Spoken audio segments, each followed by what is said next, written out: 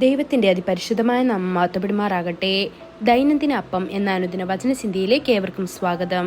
ഇന്ന് അവൻ നിങ്ങളുടെ കാൽ ചലിപ്പിക്കാൻ അനുവദിക്കുകയില്ല എന്ന വിഷയത്തെ ആസ്പദമാക്കി ചില കാര്യങ്ങളെ നമുക്ക് ചിന്തിക്കാം. അതിനാധാരമായ ഒരു വാക്യം വായിക്കാം. സങ്കീർത്തനങ്ങൾ 121 അധ്യായം 3 വാക്യം.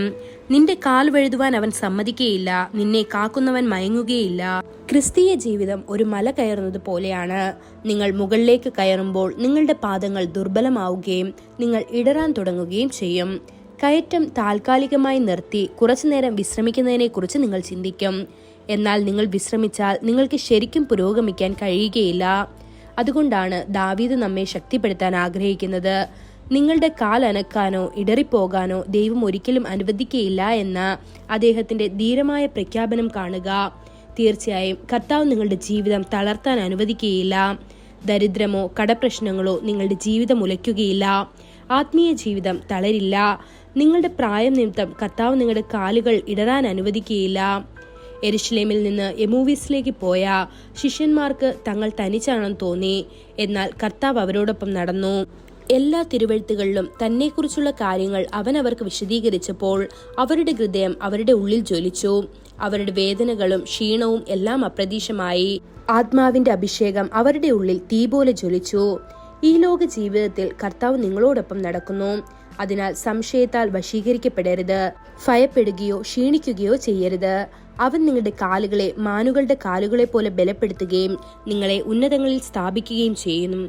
ദാവീദ് രാജാവ് പറയുന്നു, അവൻ എന്നെ ഭയങ്കരമായ ഒരു കുഴിയിൽ നിന്നും കുഴഞ്ഞ ചേറ്റിൽ നിന്നും കയറ്റി എൻ്റെ കാലുകളെ പാറമേൽ നിർത്തി എൻ്റെ കാലടികളെ സ്ഥാപിച്ചു.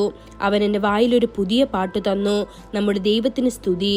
പലരും അത് കണ്ട് ഭയപ്പെടുകയും യഹോവയിൽ ആശ്രയിക്കുകയും ചെയ്തു എന്ന്. ഇത് സങ്കീർത്തനം 40 അധ്യായം 2-3 വാക്യങ്ങളിൽ കാണാൻ സാധിക്കുന്നു.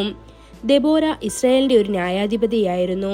അവൾ ഒരു സ്ത്രീ ആയിരുന്നെങ്കിലും അവൾ കർത്താവിൽ തന്നെ ഉറപ്പിക്കുകയും യുദ്ധം നയിക്കുകയും ഇസ്രായേലിന് വിജയം നേടുകയും ചെയ്തു.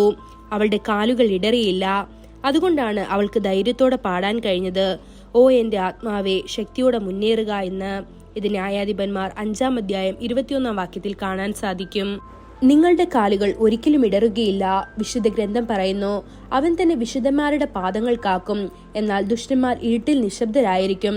ശക്തിയാൽ ആരും ജയിക്കുകയില്ല എന്ന്. ഇത് 1 ശമൂവേൽ 2 അധ്യായം 9 വാക്യത്തിൽ കാണപ്പെടുന്നു. കർത്താവ് നിങ്ങളുടെ പാദങ്ങളെ ശക്തിപ്പെടുത്തി അരുളി ചെയ്തു. സങ്കീർത്തനങ്ങൾ 91 അധ്യായം 13-14 വാക്യങ്ങളിൽ, സിംഹത്തിന്മേലും മണലുമേലും നീ ചവിട്ടും, ബാലസിംഹത്തെയും പെരുമ്പാമ്പിനെയും നീ മെതിച്ചു കളയും. അവൻ എന്നോട് പറ്റിയിരിക്കാൽ ഞാൻ അവനെ വിടുവിക്കും. അവൻ എൻ്റെ നാമത്തെ അറിയിയാൽ ഞാൻ അവനെ ഉയർത്തും എന്ന്. ദൈവമക്കളെ, നിങ്ങൾ മരുഭൂമിയുടെ പാതയിൽ നടന്നാലും കല്ലും മുള്ളും വേദനയും നിറഞ്ഞ പാതയിൽ ഈ ലോകത്തെ കീഴടക്കിയവർ തന്റെ കരുത്തുറ്റ കരങ്ങളിൽ നിങ്ങളെ ചേർത്ത് പിടിക്കുന്നത് ഒരിക്കലും മറക്കരുത്. ഈ വചനങ്ങളാൽ ദൈവം നമ്മെ ഓരോരുത്തരെയും അനുഗ്രഹിക്കുമാറാകട്ടെ. കൂടുതൽ ധ്യാനത്തിനുള്ള വാക്യം സങ്കീർത്തനങ്ങൾ 119 അധ്യായം 105 വാക്യം. നിന്റെ വചനം എൻ്റെ കാലിന് ദീപവും എൻ്റെ പാതയ്ക്ക് പ്രകാശവുമാകുന്നു. ഇന്നത്തെ ബൈബിൾ വായന രാവിലെ സങ്കീർത്തനങ്ങൾ 126, 127, 128 അധ്യായങ്ങൾ. വൈകുന്നേരം 1 കൊരിന്ത്യർ 10 അധ്യായം 19 മുതൽ 33 വരെയുള്ള വാക്യങ്ങൾ. ആമേൻ.